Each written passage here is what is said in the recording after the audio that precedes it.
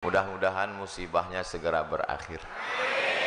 Kelihatan dari tatapan matanya sedang kena musibah. Tidak ada manusia yang tidak diuji Allah Subhanahu wa taala. Ahasiban nasu ayyutraku ayyaqulu amanna. Apakah manusia itu menyangka dia dibiarkan begitu saja mengatakan kami beriman? Wa hum la yuftanun, padahal iman mereka belum diuji.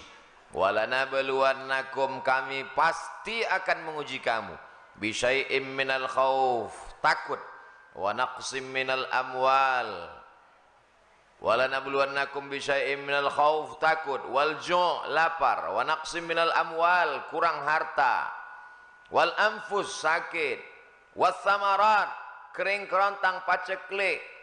Wa basyiris sabirin, berikan kabar gembira kepada orang yang sabar. Siapa dia? Alladzina idza asabathum musibah qalu inna lillahi wa inna ilaihi.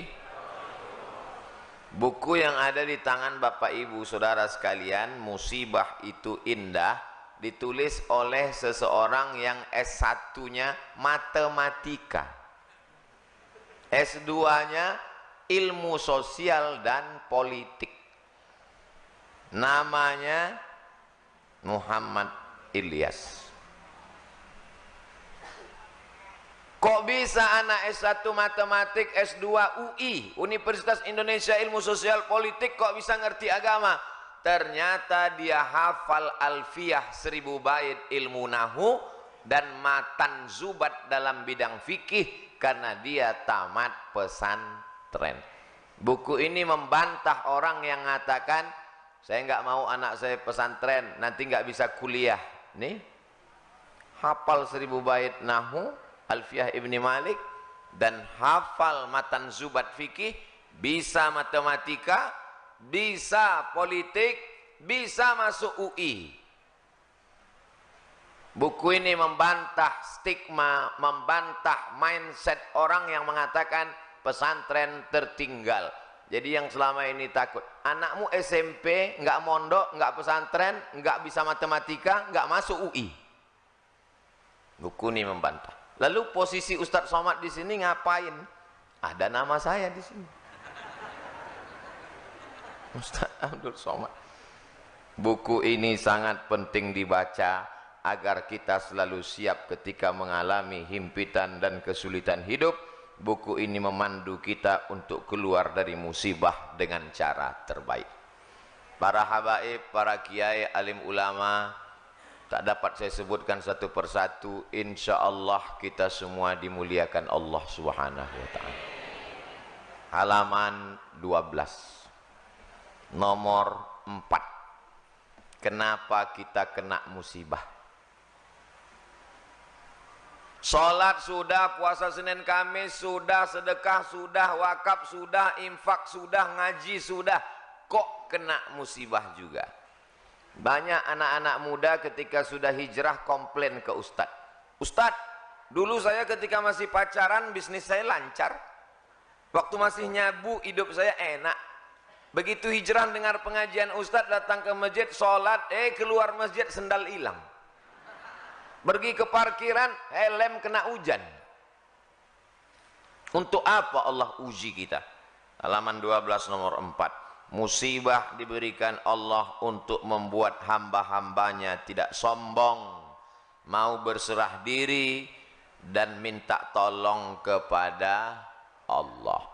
Rumah besar, mobil besar, istri, kantong besar, tabungan besar, maka dia tidak lagi ada ketergantungan kepada Allah. Allah uji. Nabi Musa alaihissalam tinggalnya di istana Fir'aun, penuh. Akhirnya Allah buat skenario bagaimana supaya dia keluar dari istana Fir'aun. Ada 2 orang yang sedang kelahi, dilerai, dipisah oleh Nabi Musa, ngotot juga, ditinju Nabi Musa, mati. Kebetulan yang mati ini adalah rakyatnya Fir'aun. Ngamuk, terusir. Di saat terusir dia ingat kepada Allah. Nabi tidak pernah lupa pada Allah. Sedangkan Nabi saja pun diuji Allah, apalagi kita yang tidak ada apa-apanya dibandingkan dengan Nabi. Nabi Ibrahim alaihissalam terusir dari kampung halamannya, dikejar-kejar. Dia masuk ke dalam tempat ibadah kafir musyrik, dihancurkan berhala-berhala. Mereka kejar, dinyalakan api unggun oleh Namrus, harriquhu, bakar dia. Api yang tabiatnya membakar, menghancurkan, merubah materi jadi debu, tak tersisa.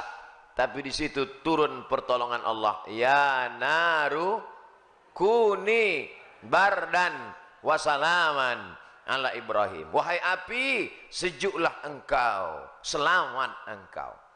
Di masjid ini tanpa kita baca sudah sejuk, karena ada helikopter di atas.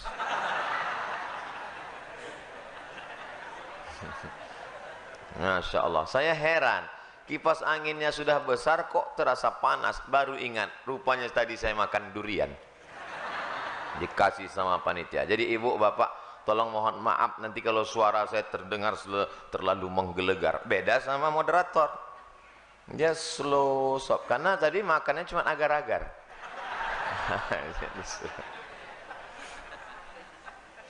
Berhadapan dengan durian itu juga bagian dari ujian. Mau dimakan takut darah tinggi, mau enggak dimakan mubazir. Akhirnya dibacakan doa, Bismillahilladzi la yadurru ma'asmihi syai'un fil ardi wala fis sama wa huwas samiul alim. Nah, itu doa makan durian. Tidak ada kolesterol di masjid, yang ada itu di rumah sakit. Ketika kita sedang diuji Allah, dunia terasa sempit. Yang dulu banyak kawan berubah menjadi lawan. Yang dulu teman cerita sekarang sudah tidak mau. Bawaannya curiga. Bersandar kepada manusia akan binasa. Bersandar kepada jabatan akan sirna. Bersandar kepada harta akan hilang. Di saat itulah kita mengangkat tangan berkata yang besar hanya Allah. Allahu Akbar. Salat kita jadi lebih khusyuk. Bayangkan kalau dari tanggal 1 sampai tanggal 30 duitnya sama banyaknya. Tapi begitu tanggal 29, ya bismillah. Makanya PNS dengan petani itu tingkat khusyuknya, petani itu lebih khusyuk. Karena dia setelah menanam padi, pulang ke rumah, modal sudah, pekerja sudah dibayar, sewa kebun, membayar pupuknya, menanamnya. Begitu dia nampak hujan mau turun, berdoa khusyuk, ya Allah jangan sampai hujan turun kalau banjir padi yang kutanam tadi mati. Nampak tikus, jangan sampai tikus mirip padi. Beda sama orang yang gajinya sudah tetap, dia tenang aja. Mau hujan, ya nggak apa-apa. Orang gaji pokok ada, bulan cuma 12, gaji dia 13. Makanya banyak orang bercita-cita supaya jadi PNS. Ustadz ngejek PNS? Enggak, saya PNS dulu 11 tahun jadi PNS. Saya cuman sekedar membayangkan beda orang yang rezekinya sudah dijamin dengan orang yang menyangka. Padahal semua rezeki kita sudah dijamin Allah Subhanahu wa taala. Wa ma min dabbatin fil ardi, tidak ada satupun makhluk yang melata berjalan di atas muka bumi ini illa 'ala Allah rizquha. Rezekinya sudah dijamin Allah Subhanahu wa ta'ala. Hanya saja datang cemas, datang ragu, datang ngeri, datang galau, sempit pikiran. Kalau mindset otak kita sempit, hati kita susah, jantung koroner datang, gula darah naik, diabetes meletus, otaknya stres, depresi, stroke ringan, semua naik, darah naik, jantung naik, otak naik. Cuman satu yang turun ke kaki, asam urat. Jadi apa yang bisa menenangkan hati ini? Dekatkan diri kepada Allah, serahkan semuanya. Inna sholati wa nusuki wa mahyaya wa mamati lillah. At-tahiyatul mubarakatus sholawatut thayyibatu lillah. Assalamualaikum warahmatullahi wabarakatuh. La ilaha illallah dahu la syarikalah lahul mulku wa lahul hamdu yuhyi wa yumit wa huwa ala kulli syai'in qadir. Serahkan pada Allah. Itu difahami dengan baik. Saya sampai hari ini membaca itu tetap pelan. Tadi selesai salat. La ilaha illallah la syarikalah lahul mulku wa lahul hamdu yuhyi wa yumit wa huwa ala kulli syai'in. Karena kalau tidak digitukan dia tidak masuk ke otak kepala. Ini banyak orang mengucapkan itu seperti makan gorengan panas.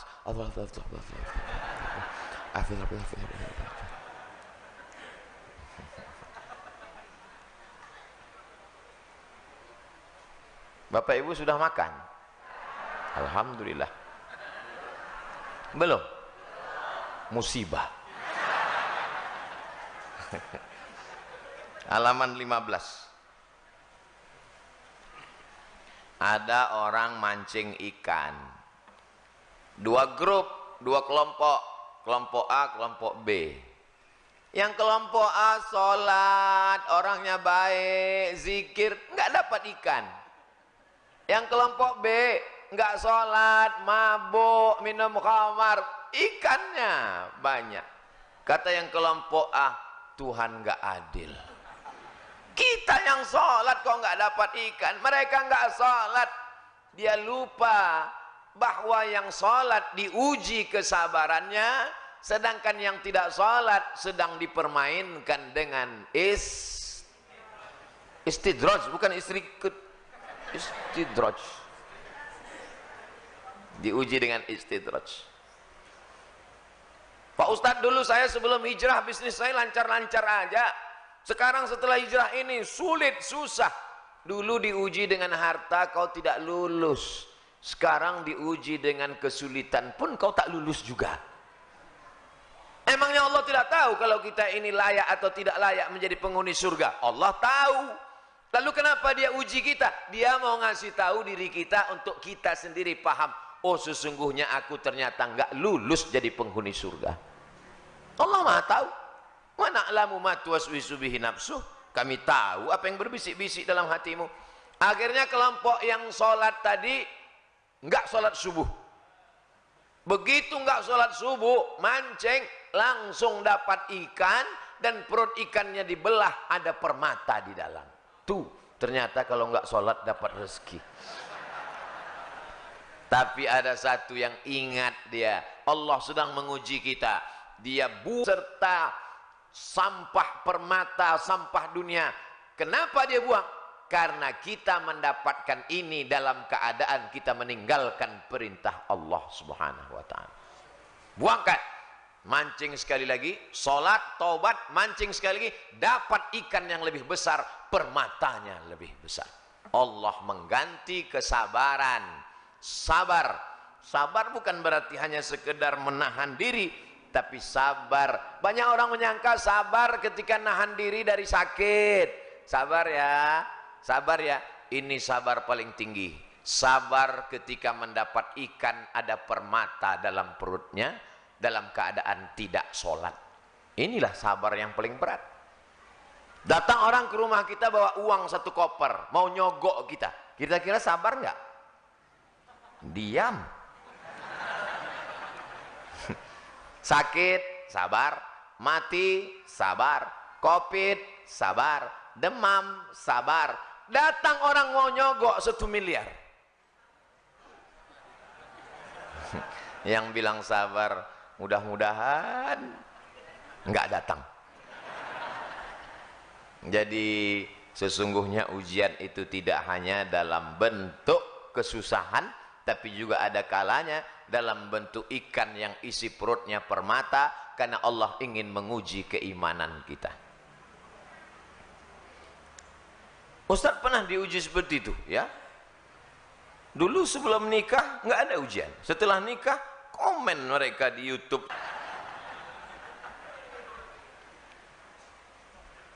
Halaman 30. Sabarlah, jangan mengeluh. As-sabru minal iman bimanzilati ra'si minal jasad. Sabar itu seperti kepala. Kalau orang tidak punya kepala, maka orang tidak sabar, sama macam manusia tidak ada kepala. Bisa orang hidup tanpa kepala? Makanya kalau memancung orang, kenal orang karena ada kepalanya. Abdul Somad jamaah bisa kenal karena ada kepala. Kalau badan banyak yang macam ini bentuknya, tapi kepala. Makanya saya kalau di lokasi ceramah itu mobil nggak bisa masuk, yang ngawal nggak ada, kalau kepala saya kelihatan jamaah ngejar. Pernah saya ceramah bawa kendaraan sendiri, mobil nggak bisa masuk, yang ngawal nggak ada, nggak bawa tim. Gimana caranya? Saya tutup kepala saya pakai helm, selamat. Sampai dalam masjid baru buka. Orang yang tidak sabar macam manusia yang tak berkepala, zombie. Suami ibu yang nggak sabar berarti ibu zombie ya. Hebatnya orang beriman, ajaban li amril mu'min. Orang beriman itu mengagumkan semuanya. In asobathu sarra, kalau badannya sehat, rezekinya lancar, rumahnya besar, mobilnya mewah, duitnya banyak, dia bersyukur karena limet, tidak ribet, tidak sulit, tidak susah, tidak payah. Yang payah itu umat Islamnya. Ajaran Islam memudahkan kita. Halaman 34. Kok dilompat-lompat Pak Ustadz? Kalau kita baca satu halaman satu, selesainya bulan depan. Sementara waktu kita 30 menit. Habis 30 menit tanya jawab. Halaman 34. 3 macam sabar. Sabar yang pertama, sabar dalam ketaatan. Sabar bangun subuh. As-salatu khairum minan naum.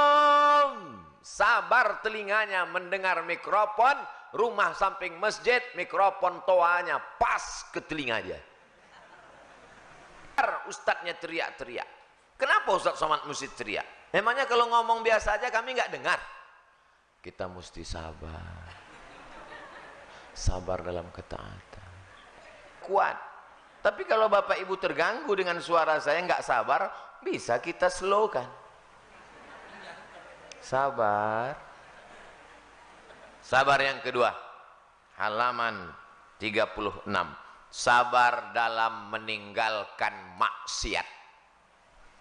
Pacarnya cantik, lebih putih, lebih tinggi, lebih semuanya, lebih kaya, tapi dia sabar untuk memutuskannya walaupun dia dikejar-kejar cewek cantik. Mudah-mudahan anak muda yang pacaran putus semua. Pucat.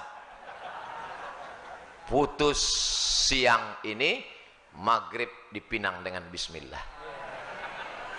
So sweet. Sabar dalam ketaatan. Banyak orang bisa, tapi sabar dalam meninggalkan maksiat berat. Saya pernah jenguk orang sakit di rumah sakit, pegawai kantor gubernur Pemprov, pemerintahan provinsi. Ustadz dari mana? Dari ruang ICU. ICU itu apa? ICU you don't see me. Siapa yang Bapak jenguk? Bapak Fulan. Oh, itu pegawai Pak Ustadz. Kenal kamu? Ya, anaknya ada kuliah di Australia. Dia pimpinan proyek. Dulu ketika perusahaan-perusahaan mau ngajukan dapat proyek, kami datang ke rumahnya bawa duit 1 koper. Bapak, kami tahu Bapak anaknya kuliah di Australia, perlu uang banyak. Nih, apa jawab dia? Saya tidak mau kasih anak saya uang haram. Orang ingat, tapi spesies manusia ini sudah seperti dinosaurus, hampir punah. Sabar menolak maksiat. Mudah-mudahan anak cucu kita orang yang sabar menolak maksiat. Datang orang cantik, punya kekuasaan, mengajaknya berzina, ditarik bajunya, sobek-robek dari belakang. Dia berkata, inni akhafullah, aku takut kepada Allah. Siapa dia? Yusuf alaihi salam. Inilah sabar yang paling tinggi. Sabar dalam menolak perbuatan maksiat. Ustadz ngomong gitu kan karena nggak ada kesempatan. Ustadz mau korupsi apa? Siapa yang mau datang bawa uang 1 koper? Siapa yang mau nyogok pakai mobil mewah? Siapa yang mau memberikan jabatan? Enggak ada. Jadi yang paling berat ujiannya itu adalah orang yang memang mengalami. Tapi biasanya kalau kita ngaji itu ujiannya cepat. Mudah-mudahan Bapak segera diuji 1 miliar habis ini. Berat. Na'udzubillah. Kalaupun kau berikan juga ujian, kuatkan hati kami ya Allah.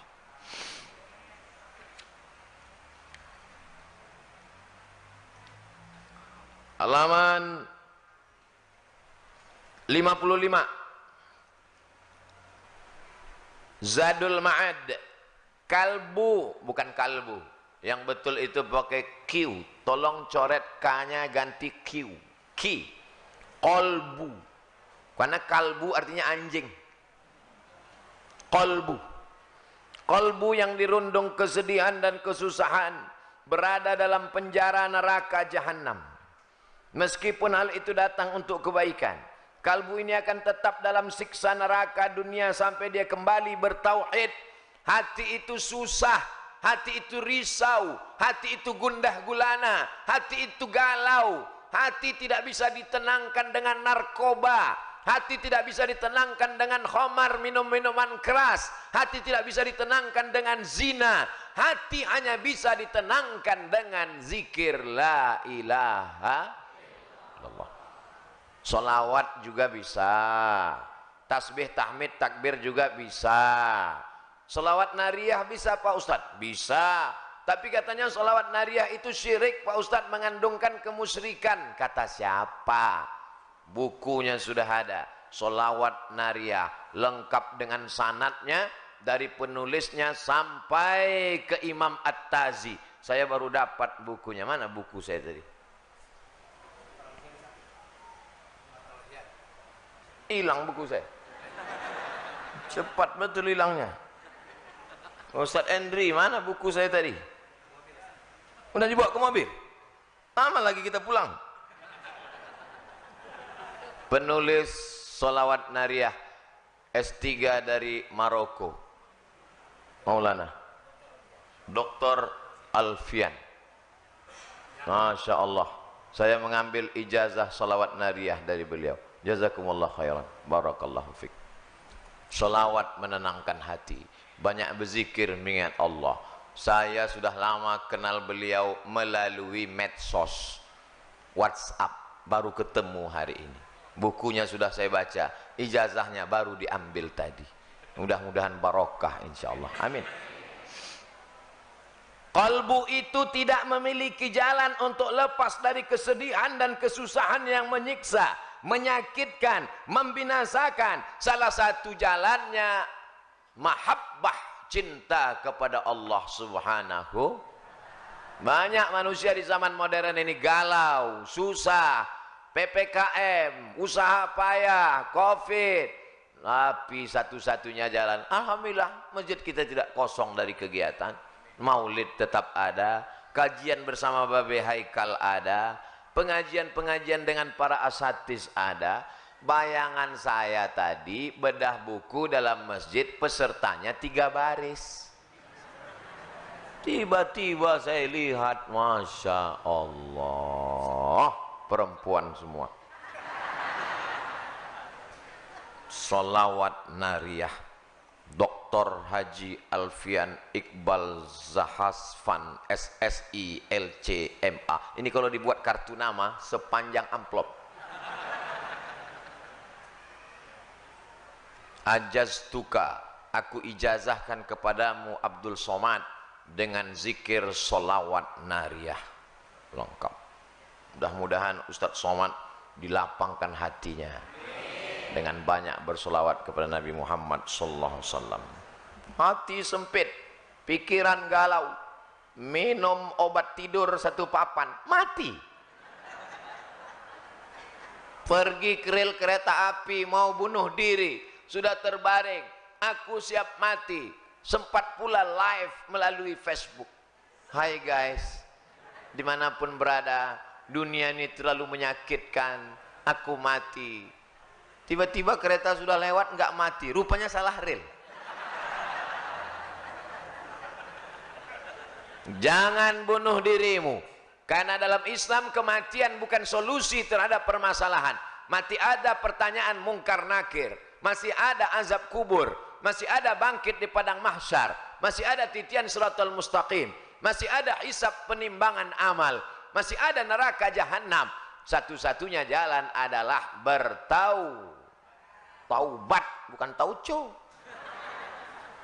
Ustaz kok tiba-tiba ingat toco? Tadi di bawah makan dikasih toco udang. Ternyata toco udang ini dimasakkan oleh seorang ibu-ibu yang dulu hanya memasakkan toco udang kalau yang ceramah di sini Ustadz Tengku Zulkarnain. Setelah beliau meninggal, tidak pernah dimasakkannya lagi sampai dia tahu kabar bahwa datang Ustadz Abdul Somad. Saya makan udangnya tadi 2 ekor.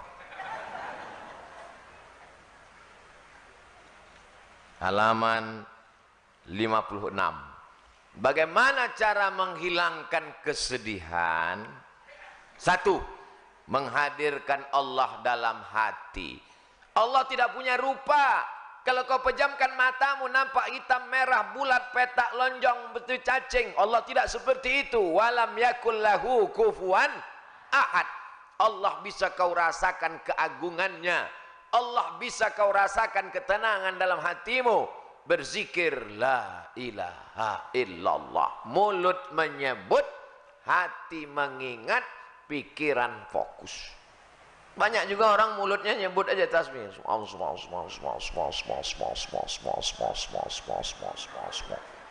Betik tasbih pinggir jalan. Makin cantik cewek lewat makin kencang. Apa ini? Mulut menyebut, hati mengingat. Alladzi waswisu fi sudur. Setan berbisiknya bukan di telinga, setan berbisiknya di dada. Bagian mana? Sebelah kiri, jantung berdegup, berdetak. Terserah mau zikirnya la ilaha illallah, mau zikirnya Allah Allah, mau zikirnya subhanallah, mau zikirnya alhamdulillah, mau zikirnya Allahu akbar. Terserah. Kalau Ustaz Somad sendiri zikirnya apa? Istighfar. Habis istighfar, solawat. Habis solawat, la ilaha illallah. Kalau lagi ngobrol, lagi banyak tamu, Allah Allah Allah Allah Allah Allah Allah. Lupa, ingat lagi. Lupa, ingat lagi. Lupa, ingat lagi. Ingat terus, wali Allah. Ustadz, wali murid. Pertama, hadirkan Allah dengan zikir. Yang kedua, halaman 57, yakini bahwa ini adalah